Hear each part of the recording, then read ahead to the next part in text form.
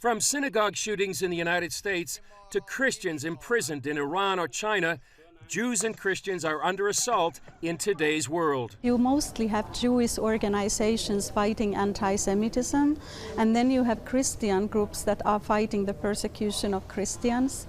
And I always felt that there was a connection between the two, that there's something that Jews and Christians have in common, and that makes us targets of hatred.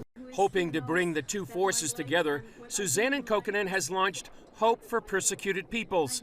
For 10 years, she directed Christian Friends of Yad Vashem, Israel's Holocaust memorial. And now she's had the opportunity to break out of Yad Vashem and to bring the message of Yad Vashem all over the world. So this initiative really is about both fighting anti-Semitism with education, but then also asking the church to look at the persecuted Christians. What are we supposed to be doing at this time? Kokkonen believes the church in the West has become too comfortable.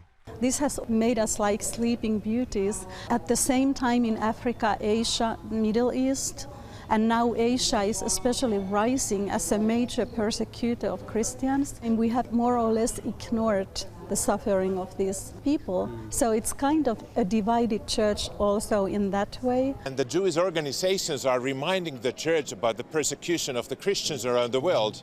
And the Christian agencies and ministries are much more silent.